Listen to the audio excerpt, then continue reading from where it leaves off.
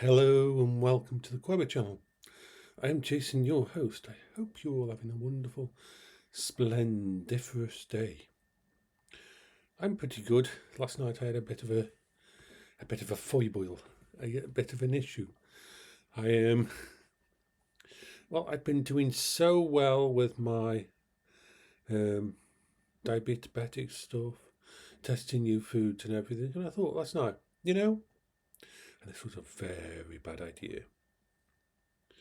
I thought, I want to try some Chinese. Yeah. I hadn't had Chinese for like 4 months. And so I ordered some Chinese. And it was lovely. I had chicken fried rice with some chicken chow mein. Shared it with the dog, so I didn't eat it all. And I had it. I came back upstairs about half an hour later, took my blood sugar, and it was like 6.2, and I'm like, yay, I can have it. But the thing is with packed carbohydrates is they take a little while to kick in. See, if you eat something like chocolates, cake, anything with primary sugars in, they hit you almost instantly. Your blood sugar goes up, spikes really fast. So I thought, okay, I'll take my blood sugar in another half an hour. Set a timer. Half an hour comes up, I take it, and it's 10.4. I don't mind telling you, I panicked a little bit at that point. So I did, the only thing I could is I did about an hour worth of pedaling on my pedal machine, and I did my VR, my Beat Saber, and I dropped it back down to, went back down to 7.1, but obviously there was still stuff in my body that was being converted to sugar from the carbs. So I took my blood again half an hour later, and it had gone back up to 8.2. And so I did a bit more exercise, because exercise is one of those things that is really, really good, because the whole point is the energy that's in your blood, basically the blood sugars are in there to help your muscles to work, and that to feed your muscles and that. One of the easiest ways to actually drop your blood sugar is to actually exercise, really. Do not too harshly, you want it to do thingy. And so that worked. And by the end of the night, it was back down to a stable 6.7.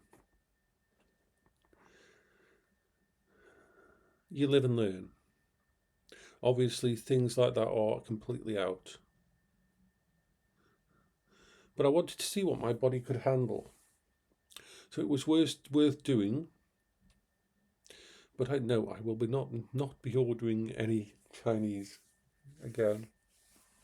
They are permanently off the menu.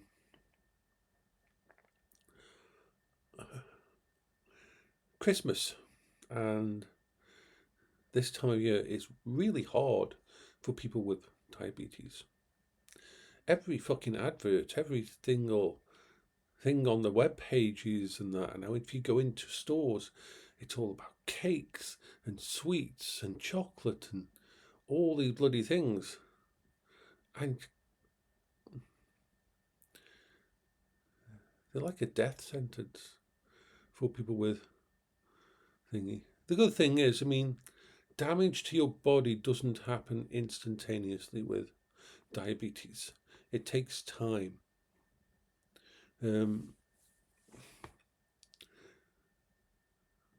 But knowing how carbs affect, the good thing is nearly every meal I have is low to middle carbs at the moment. Nothing else I have pushes me anywhere close to anything bad. My morning meal, my morning cereal, the cereal, that doesn't even touch my blood sugar levels. My blood sugar will stay bloody perfectly normal for the couple of hours after that. Same with if I have my black edition of Huel, doesn't make it spike at all. And the meal that I normally have, which is the stew, that just doesn't spike it either. Funnily enough, if I order something from the chip shop, one of my local chip shops, still somewhere I can actually order from, and I can't have fish and chips from there because the batter on the fish and that is really intense on stuff. But if I have chips, doner meat, they do what's called a house special, which is chips, a portion of chips with a salad on top, and then shawarma meat on top, and then doner meat on top of that.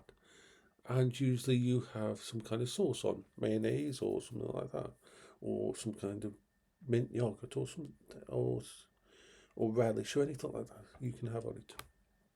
Now you think that'd be really bad for me, but because there's the balance there, you see, when you have a lot of stuff, protein-based stuff, it cuts the carbs.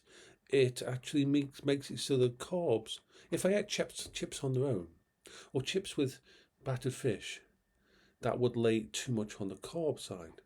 But because I'm having chips with doner meat and thingy, the doner meat and thingy are not primarily thingy, and they cut it, and it doesn't. My blood sugar barely touched 7.8, 7.9 after I've eaten that, even after 2 hours.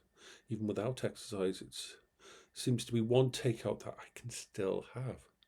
But don't take my word for it. Every single fucking person with diabetes is different. I'm learning that. Some people out there can survive completely just like I do on the keep moderating my food. Others need medication. Others, any kind, they have to be so strict with their carbs and everything, and stuff like that it will murder them if they basically eat anything. And so you have to, it's very personal. Your diet system is that. So that was the first time I've actually put my blood sugar in a bad position, which is pretty good for 4 months. So we live and learn. It's a bit later than normal. Zach has already had all his playtime and that he's pretty tired and just wants to sleep now. He's not really in a play mood. He was earlier, but not now. So, take care of yourself, everybody. I hope you're having a wonderful Sunday.